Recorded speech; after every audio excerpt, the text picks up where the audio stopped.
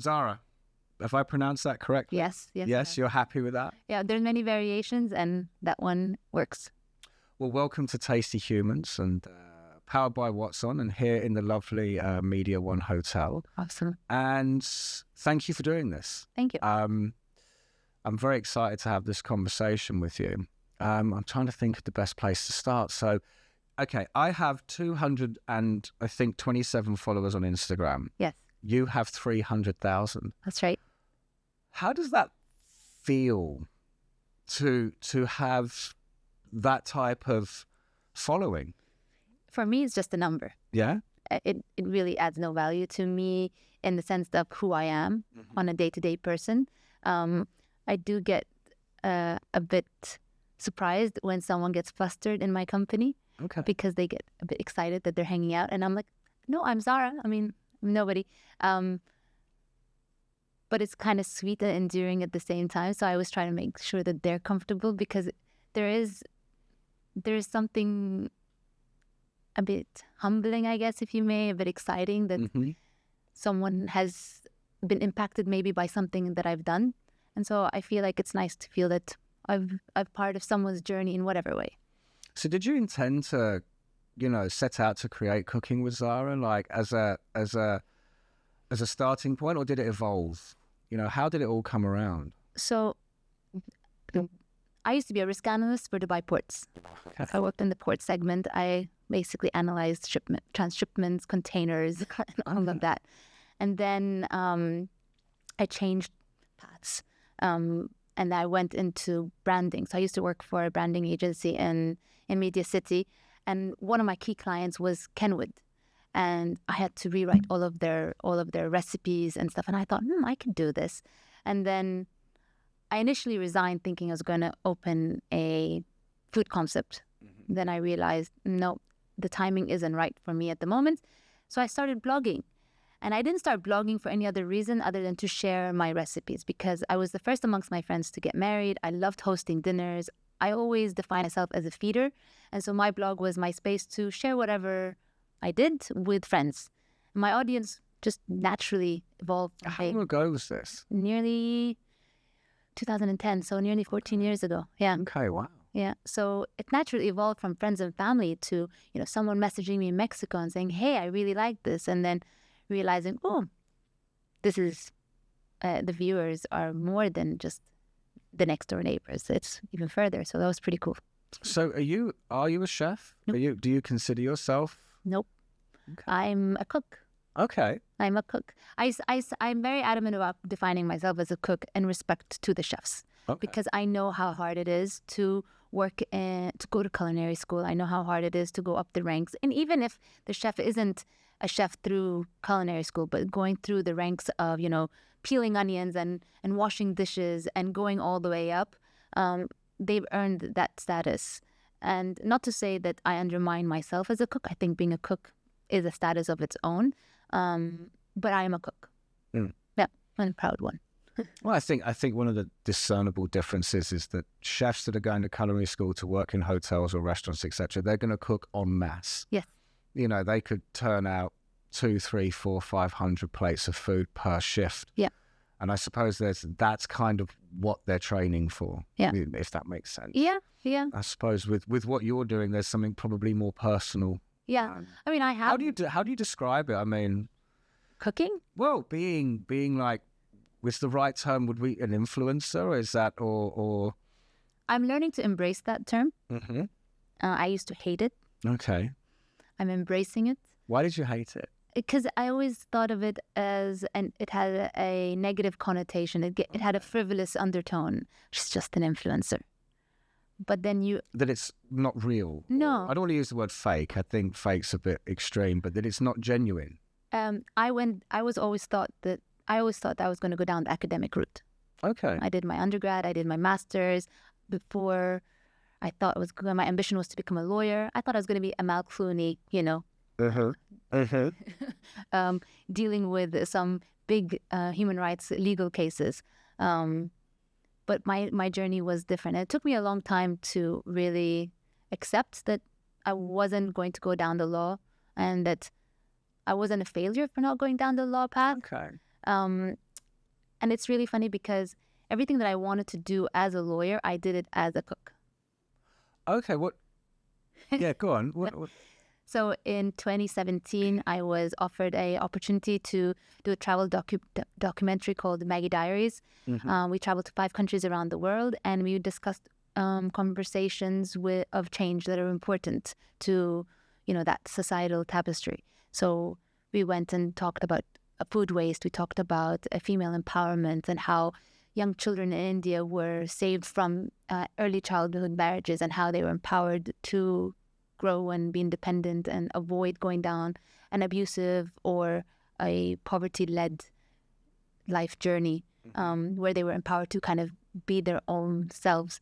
And so for me, it was really interesting that I was able to be part of a human social journey through food.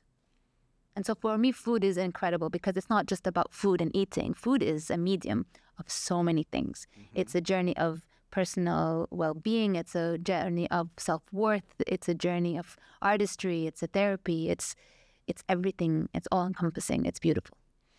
No, that's awesome. No, the way you said that, the way your face just lights up when you sort of gave that little monologue was awesome. Yeah. Now, if I tried to memorize that, it would have been robotic and it would not have come out. There you go. So we have an exclusive.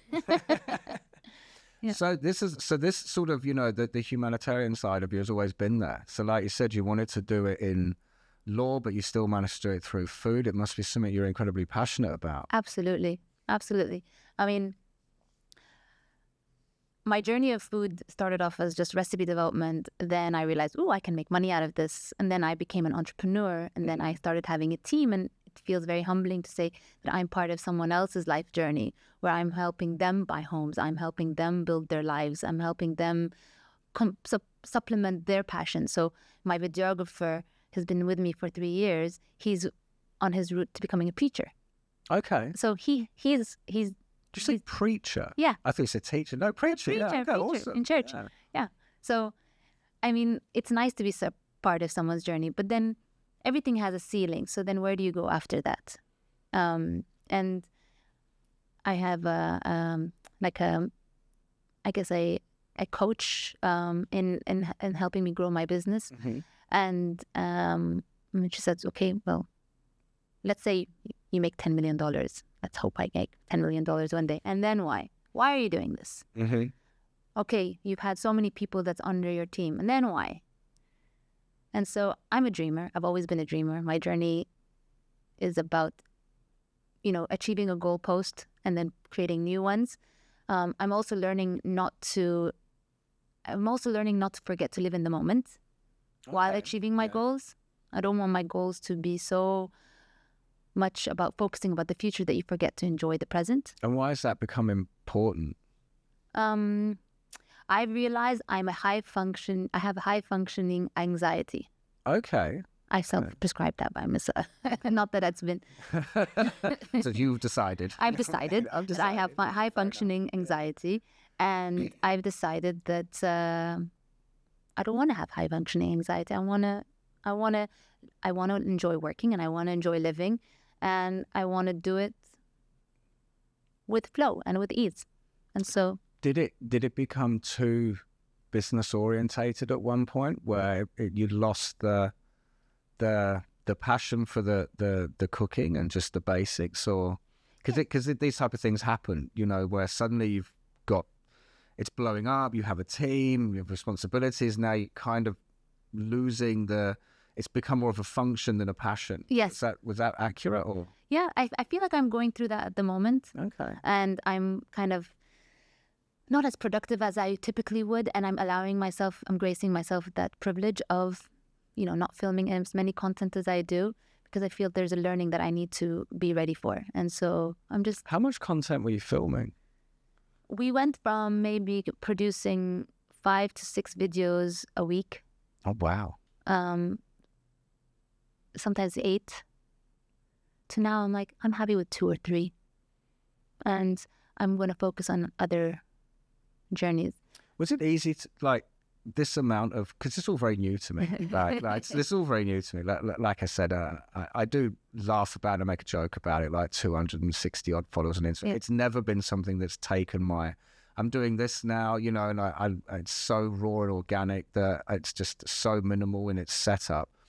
But when you become like a full-blown content creator, and how difficult is that process? Like, how many people are in your team, for instance?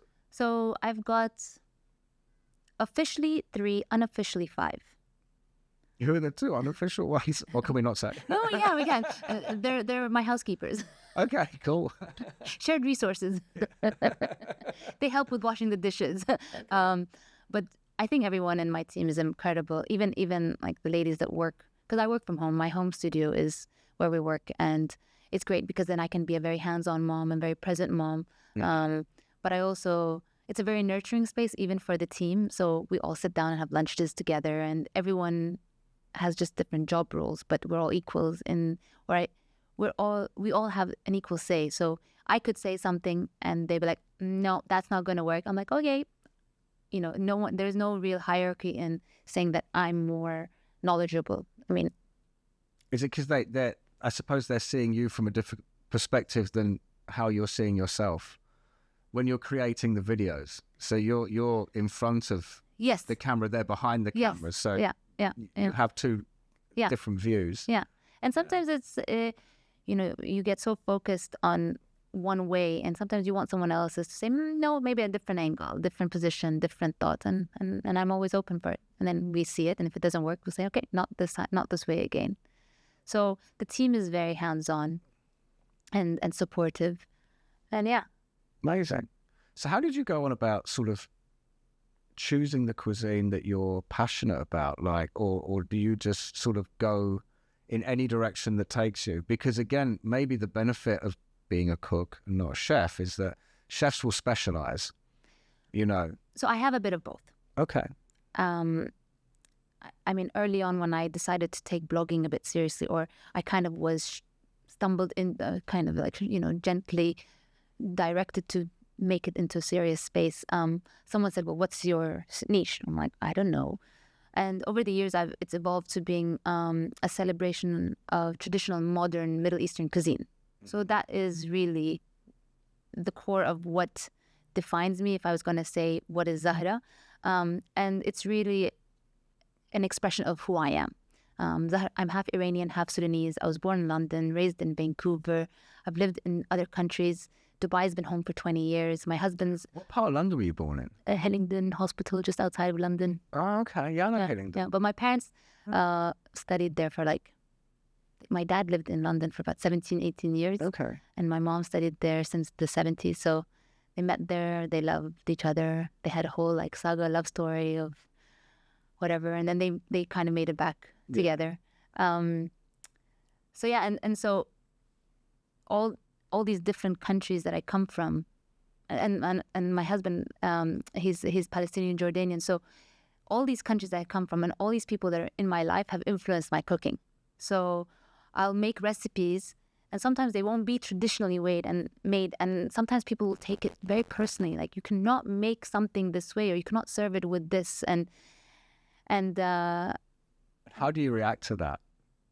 It's been a journey of how you learn how to react to it. So before, I was so worried about the people pleaser in me. So my reaction has changed as I've evolved as a human being. Mm-hmm. So in 10-15 years ago, I'd be like, oh my God, I'm so sorry, I'll fix it for you. And then today is saying, no, I respect your culture, and I'm not ever going to try and undermine it. I mean, I'll tell you a story of a funny one. I didn't realize that there's a bit of a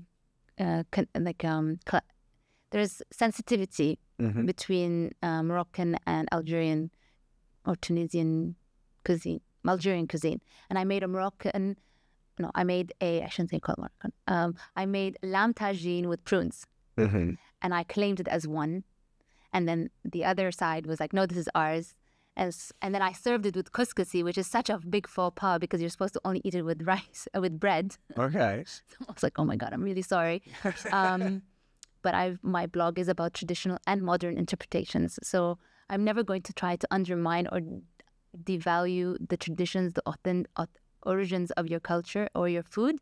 But I'm also sharing it the way I enjoy eating it. And I'm not claiming my way is the right way, but just how I like to eat it. And so I hope I won't offend. And then you get people who say, no, this is really nice that you're kind of talking about our culture's food or not.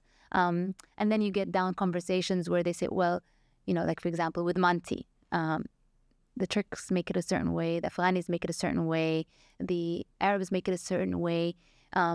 Then you realize this is actually a food that has journeyed down the Silk Road. Yeah. And so it's actually originally a Chinese dumpling that has evolved, and it's evolved as it's gone down the Silk Road, and each person makes it differently. But it's so interesting how people get so passionate about their recipe and their way. And so you have to give them space to be and kind of respect their passion, but also be okay that you're not going to make everyone happy. Yeah, 100%. Yeah. That's probably one of the biggest things to realize, I think, in the restaurant business, the food business, cooking, chefs, everything. If you try to please everyone, you please no one. Yeah. That statement comes up in a hell of a lot of meetings that I actually have where you're trying to be too general and tick all boxes, and you're like, if you do this, then... I'll tell you the funniest, one of my most interesting experiences with like someone being upset. So I launched Zahra's Kitchen, which is a frozen food brand. We sell it in supermarkets across the UAE. And 6 months after I had launched my first set of products, I introduced a plant-based and vegan. Amongst them was the falafel. So I have these ready-to-cook falafels. Literally a day after they were in the market, I got this email from someone who was just so angry. So angry to the point that, the comments were so... The message was so... detailed in how it's so horrible. Right. They'd really gone after you. They've really gone there. Yeah, it was very creative. Actually, I was like, I appreciate your creativity. And funnily enough, this person left their phone number. And so I said, I'm going to call this guy. Yeah, good. I'm like, hi, this is Zahra calling. How are you? From Zahra's Kitchen. I'm really sorry to hear about your really bad experience, and I'd love to learn more, and I'd love to see what we could do to improve. Meanwhile, I'm panicking in the background, messaging all my friends and family, please go and buy it. Can we do another batch code test? I'm 100% sure this is really good.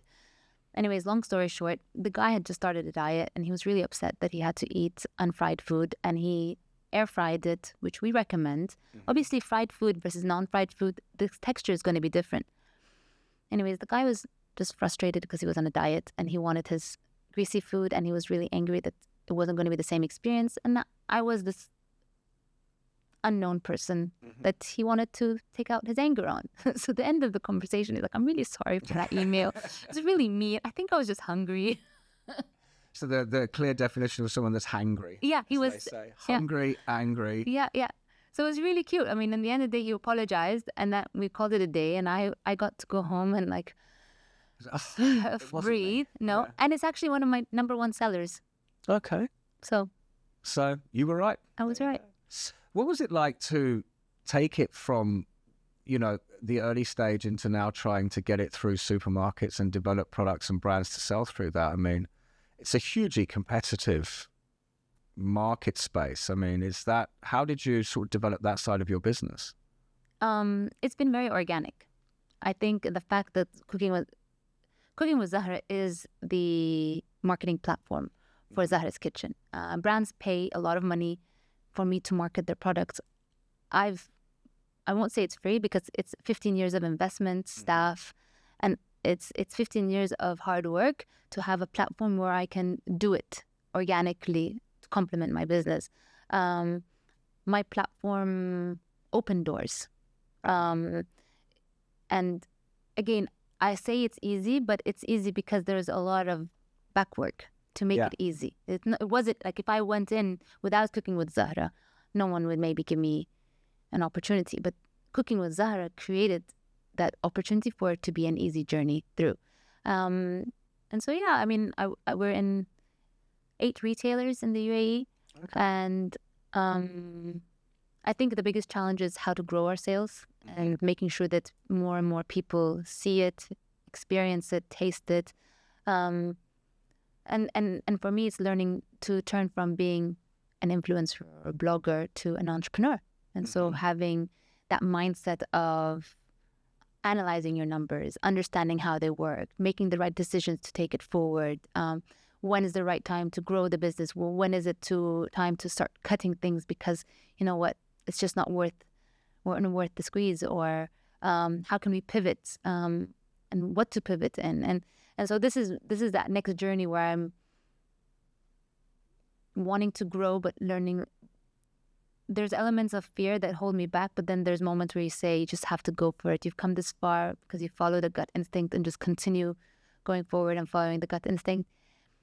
And I think for me, the most important thing is just having fun in the journey. And sometimes when I get stressful, I have to go back and say, it was fun and this is where it's come and this is why people like it, because they trust that everything's been for something fun.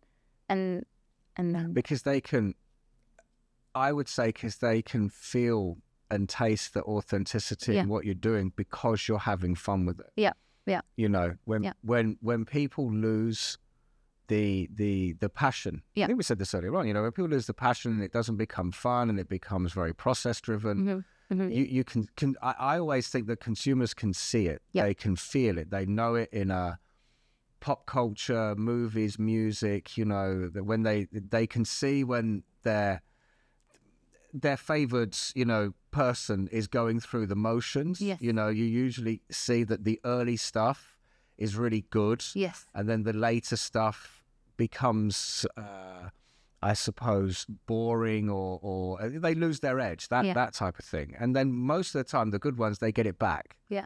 Well, you know? One thing that I did, there was a time where I used to speak in my videos or do voice. I mean, I do voiceovers, but I have to be honest, I don't especially like doing voiceovers. Sometimes clients will ask, and I will let them know that I don't usually like it. But if that's what they want and there's a reason, I'll support them with what they want. But personally, I like doing movement. I like cooking without speaking. And I like to do videos that's just really about a flow. Because then I can really connect with that therapeutic element of why I cook. There's the artistic element of why I cook. And it's also about creating an, you know, we as a Middle Eastern woman, there's a phase where a lot of women did not want to get into the kitchen because they don't want to be in space that's supposedly space for women. I was going to ask this actually. How has it been, the journey in the last 15 years? I don't know because I don't do well with this type of entering this type of conversation.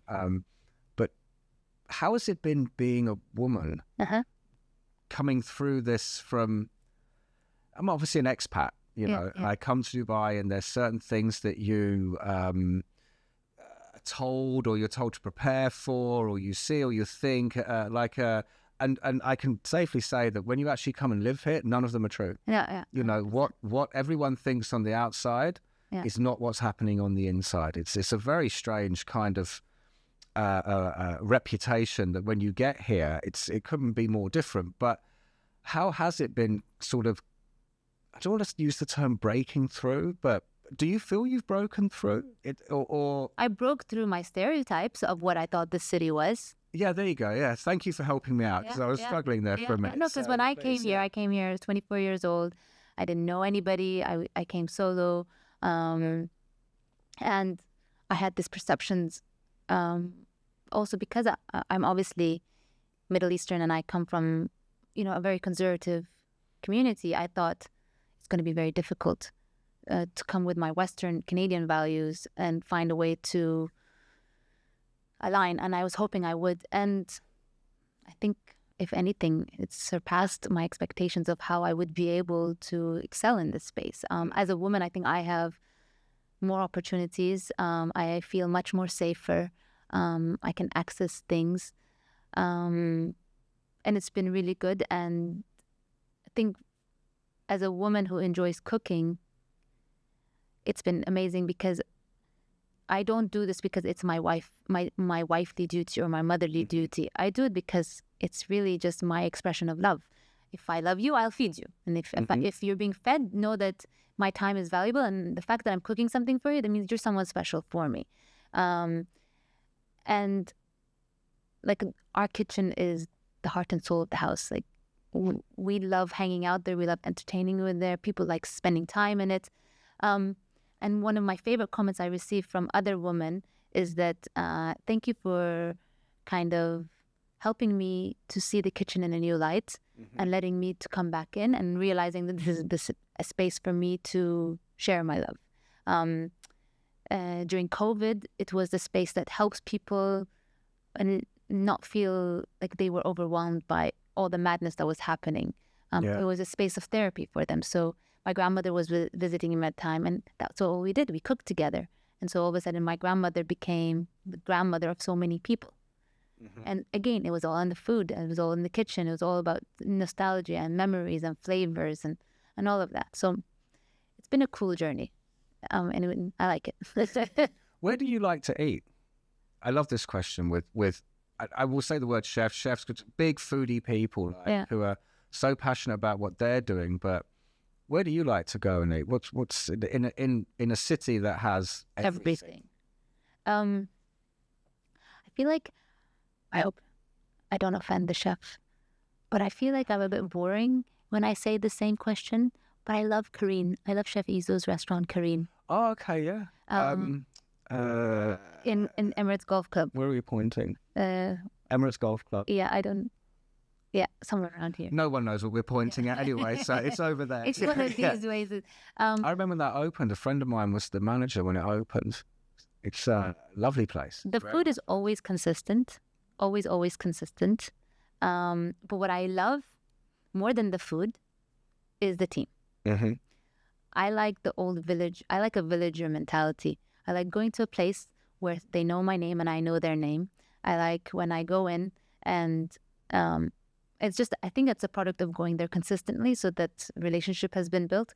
I like when I sit down, they always say the usual. I love that style. I love the consistency of it. And I think it's because everything around us is so fast moving and changing and evolving that for me, Korean is my little consistent space. It's the stackable habit that's you don't think How about. often did you go? There was a time we used to go twice a week. Oh, wow. Yeah. Now we don't go as often. It's been now 3 years that my husband commutes. So he works in Kuwait and comes on the weekends. So usually it's a weekend thing with my husband. But with everybody else and so many other familial obligations, we try to go at least a month. We were just there a couple of days ago. No, that's fantastic because in a city like this, people refer to places as one of their favorite places. And then you actually are. I remember being at a seminar once with I was watching everyone on stage. They were talking about this, and I think it was someone from Jumeirah in the marketing department that actually raised the point that the restaurants that come and go, people are saying, that was one of my favorite places. I used to go there all the time. But then when you ask them, they're like, maybe once every 3 months. Yeah. And I think it's really, really awesome to hear someone talk about their favorite place and they do go, it's twice a week, weekly, monthly. I think that's a proper regular, Well, it's funny because I've been going there since 2019. And so when we went there the other day with some friends, the table and it's to the point that there's a table that I like, and they always know when I make a reservation that they kind of get me that table if it's available. And so when we were sitting down, one of the waiters who wasn't serving us but just came and passed by, he's like, "I don't see you sitting at your table, Zahra." Usual people there. I was like, "Yeah, I know, it's a bit bigger, we're a smaller group." And this singer was there, and I wanted to acquaint. He's like, "Yeah, it's a good table." But it was really sweet that they even knew which table. So I like that. I like that. Awesome. Yeah. You've written a couple of books. Yes. I've done podcasts with people that have written books, and I think that the last person I asked that, I said, what's the process like? And it sounds like a good idea. And then when you get into it, it can be quite overwhelming. What books you've written a book that was a bestseller, is that right? You've won an award. So both of them have received awards. Yeah. The first one is a self-titled Cooking with Zahra book. That book took me, I think it was a dream that I had thought of for maybe 3 or 4 years, but finally had the guts to do it in end of 2017. I signed the dotted lines with Motivate, and I decided I was going to do it. and within 18 months it was out. In hindsight, I don't think it was a hard process. I think what was difficult is building the guts to say that I'm worthy enough to write something that's worth being read. Okay, that's interesting. So for me, that book was about a journey of self-worth and getting over an imposter syndrome. What made you think you had imposter? Because that's a lot of people that sort of gain good success say they suffer from imposter syndrome. Oh, I still suffer from imposter syndrome for so many different reasons. Because every time you're going through a new journey and you're challenging yourself, you're getting into an uncomfortable space. Yeah. With the book, I'm not a chef. You don't write a book if you're not a chef. You're just a cook. Okay. And then I don't have a degree because I come from this conservative idea of you have to go and get a degree. You have to have someone else validate that you have something of value to share. Mm-hmm. So I didn't have a degree to say that I could do it.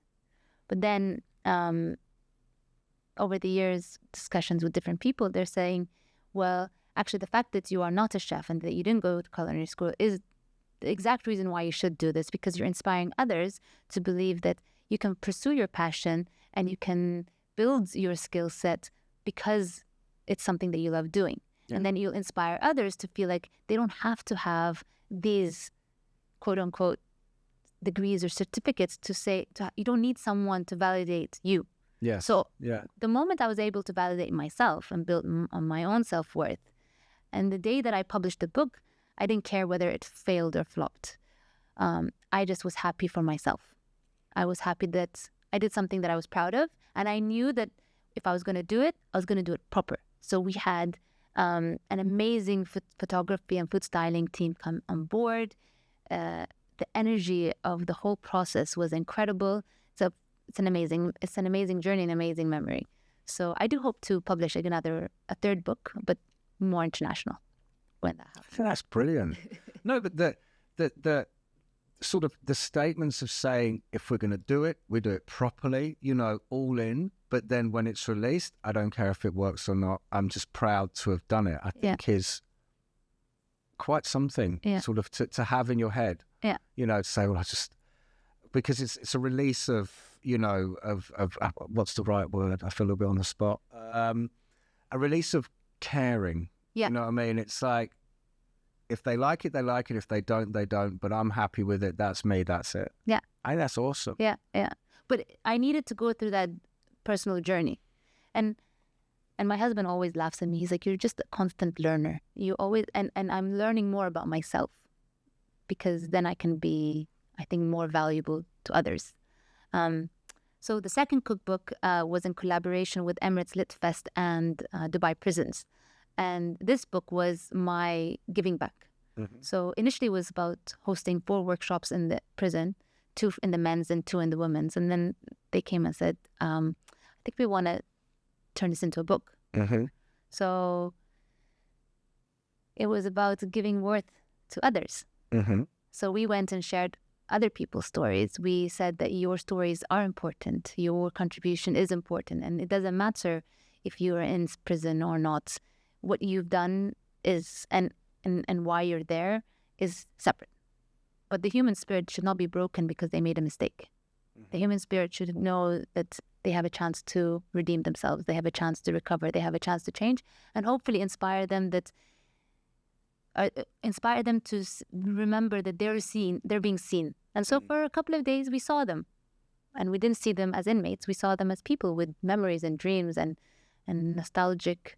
So how was it going in? Sort of, was it, I've been into a prison once to visit somebody, you know what I mean? I remember it was a very, very, very long time ago, but, and obviously I'm not going to say who and what, but I remember being very intimidated by going into a place that's purposely built to keep people in.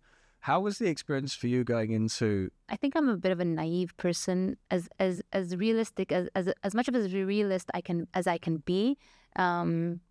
I have a lot of idealism in me, and I have a lot of the da-da-da-da, life is so beautiful, everything's going to be roses and berries and whatever. And I went into this approach that way.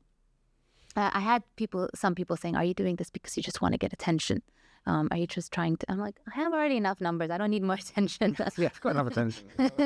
No, I genuinely went in because I wanted to. I didn't know what I was going to get myself into. And I remember when I told my husband that I have this project, he's like, no. I was like, why? He's like, no. I was like, yes, and I'm going to do it. But I need you to also be okay with it because I like my partner to support me without fear. And he's like, fine. After I finished the first prison session, I realized why he said no. Okay. Because my husband knows me better than anybody else, and he knows how emotional I can get, and he knows how much energies can impact me. And he was so when we went into the prison, which was a good 6 months of planning. Like there was a lot of security measures that we had to be aware of. No knives. Like we were going to make samosas, and I was going to prepare the dough. And one of the tasks was to roll it out. And I said, maybe a rolling pin isn't a good idea. So then we got just paper samosas. Really? And so these are things that you imagine where your mind has to go. Yes, yeah. Right? You think you're going to go in there and possibly, and forgive me if I get this wrong, or at least tell me if I'm getting this wrong, which is you're going in there, I'm going to inspire people, and it's going to be, so you're going to notice them. Because I feel that it ties into the humanitarian side of you, that you're going to possibly look at a prison as one of those. Just another person. Yeah. But then you have to have a reality check where you're saying, my personal safety and security is going to have to be something that's important. And the police, the prison guards are very particular about making sure they remind you are in a correctional facility. They're very experienced about what's going on in there, I suppose. I want to take back something. I've been calling it prison, which is wrong. It's a correctional facility. Okay. They're not prisoners, they're inmates. Okay. That's cool. Yeah, and that's the language I should have been using, because that's part of how you see them. Listen, that's all part and parcel of this structure for this podcast. Yeah. Go back and say things differently. Yeah. It shows that you're aware of what you're saying and that we are not a scripted situation here. So, no worries. So then when I went into the correctional facility, the women's correctional facility, I came back home heavy. And I understood why. And I came home and my husband's like, see, this is why I told you not to do this. I was heavy because I saw them. They were not scary. Mm-hmm. They were very nice. They were normal human beings. They could have been me. I could have been them. And when you realize that you see yourself in somebody else, you realize that it's a split second, a moment of madness that all of us can have. Yeah. Right? And so what you have to remember, or what I reminded myself to remember, is always remain humble. Don't think you're better than anyone else. Keep calm and collected at all circumstances. Count to 10 when you need to. Go and do yoga if you need to manage some anger issues. But just remember that everything can happen in a split second. And that scared me. That terrified me. And so I had to go back home and cleanse the energy and just do whatever I had to do just to lighten this weight. And not to hold on to other people's energy. I saw it, but it's theirs. It's not mine to keep, and so we just cleansed it. And so I get what you're saying. So that so then I had more of like a shield on ready. I wasn't going and look, we were laughing, we were giggling, we were holding hands, like we were joking around, like they were. And then when we went to the men's prison, it was hilarious. I was around some heavy duty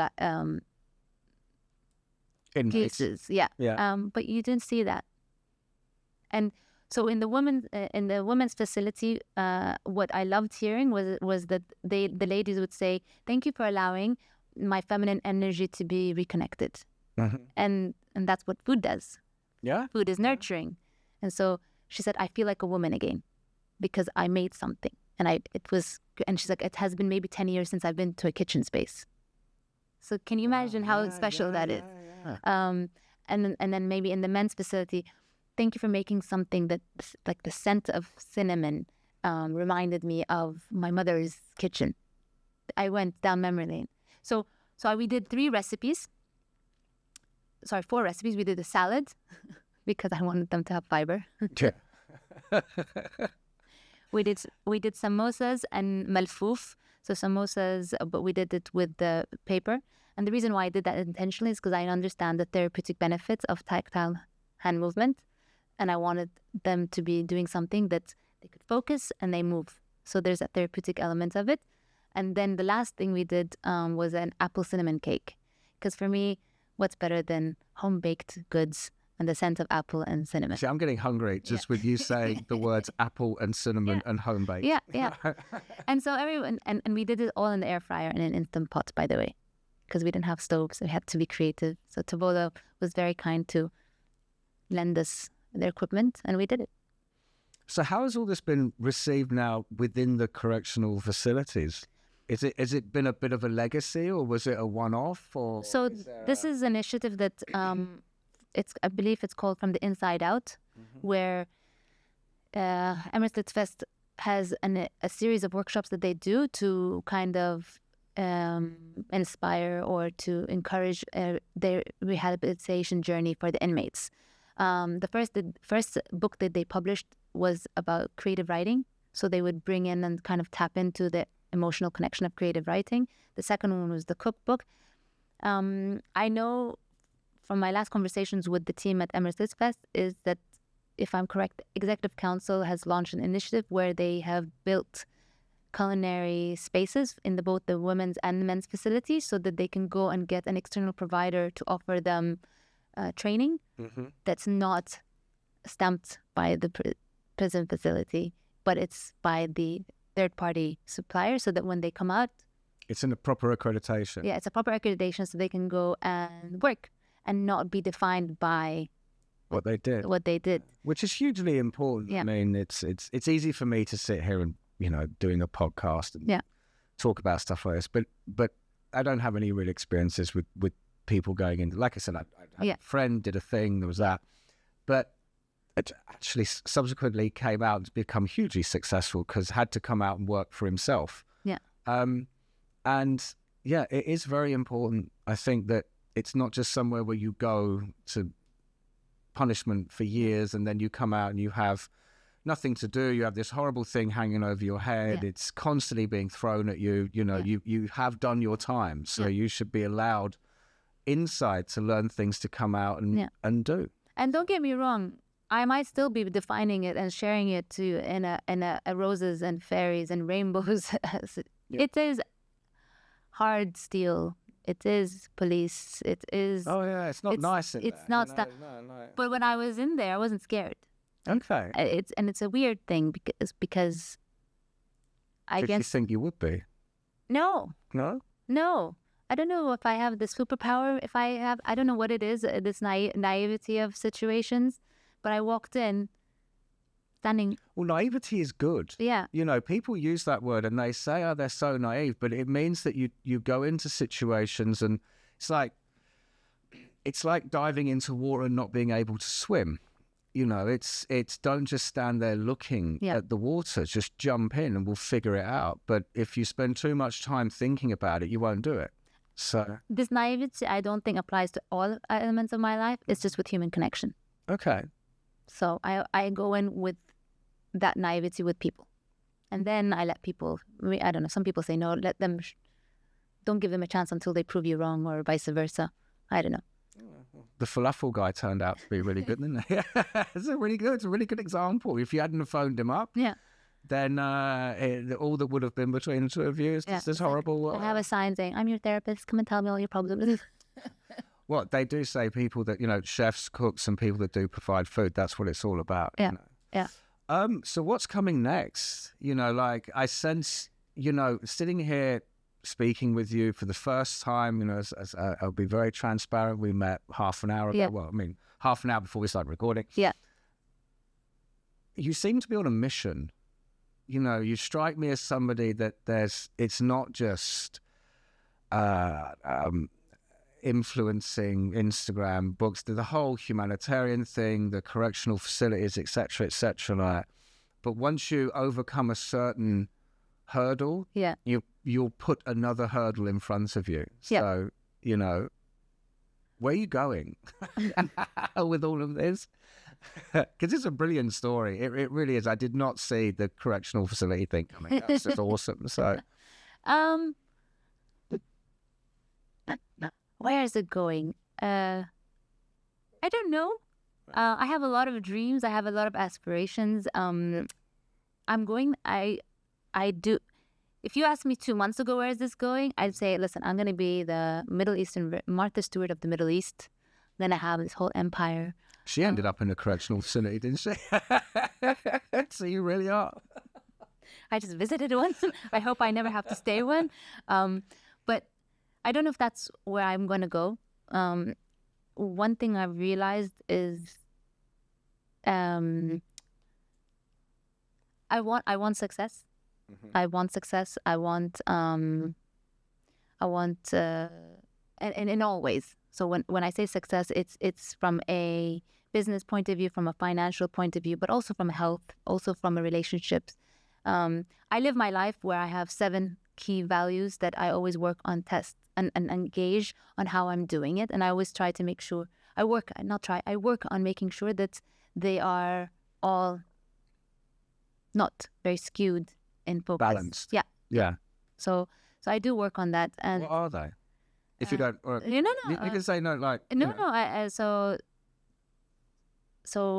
there's obviously career. Mm-hmm. There's wealth. There's health. There's legacy. Mm-hmm. There's travel. Mm-hmm. What are the other ones? I'm missing something, but I can't think. Yeah, so wealth, legacy. It used to always be focused on wealth. Mm-hmm. Why do you think that was important? Is it because wealth sort of breeds security? I'm an immigrant child. Okay. We immigrated to Canada when I was 11 years old. I've seen the whole... Was it a tough experience? Very, very hard experience. So I'm out. I was initially out to prove that I could, being an immigrant doesn't define me. Mm-hmm. And I think I threw on so many labels about being an immigrant child. Today, I think it's my superpower. It's my super strength. Mm-hmm. It's taught me so many things, It's a terrible word. It's a terrible word. It has so much stigma attached to it. It's one of these words in life where you hear that, and the mind just goes to border jumping, coming across seas on boats and hidden and smuggled and all of this stuff, and some of the most successful. It's really not. Do you know what I mean? It's just people that travel to other countries for reasons that wanted better lives and got in there and made something happen. It's a strange word in this day and age because it's really not what it is. It's true. I did a TED Talk. And I remember saying how when I moved to Canada, I felt like a nobody, because we just settled into a small community. We were the outsiders, and we didn't fit in, and I didn't belong. And food was what always reminded me that I belonged to something greater than me, than that moment in time. Mm-hmm. And so food reminded me that I come from a legacy of amazing, amazing people. It gave me that tribal connection. Although I'm not very tribal, but it just did give me that sense. So food saved me then, and then food today has allowed me to grow. Mm-hmm. And so that's why I do what I do. No, it's just awesome. I mean, we are coming to the end of the time, but this has been riveting. To be honest with you, I did not see this coming in this fashion, which is just... Yeah, fantastic. But to wrap up, we never got to where is this going. We got to Martha Stewart, seven rules of life. But so what's coming in the next 12 months? Because I'm definitely getting you back on. What's coming in? If this is still going next year, you're coming back for sure. Oh Lord, no, this will continue. This will continue. This will not stop. Thank you for that endorsement. It means a lot. Where is this going? Okay, if I'm going to dream Yeah. without fear, we are going to be in Zahra's Kitchen is going to be in 3 of the biggest hypermarkets in the UAE, and we'll be looking into maybe potentially getting into regional space. And ideally, I'd like to do this all self-funded without any kind of external investment. And then Cooking with Zahra. So Cooking with Zahra has a sub-brand called Wild Spatula. Wild Spatula is basically we do white label content for brands. And so the idea is for that to also grow. So I'm growing 2 businesses at the same time, and we're gonna be well acknowledged in the space. And you will. I can see it written all over you. You just will, and like, going back to the book reference and everything, if you're going to do it, you do it properly. And I can see it on you that you are. What I'm embracing is rejection. Okay. Yeah, I'm all game. Bring it on. Bring on the rejection. For rejection. Yeah. Okay. Well, look, this has been awesome Thank you. in every way. So thank you so much for agreeing to do it and coming on. And I am eternally grateful for this one. Thank you for having me. Thank you. Thank you.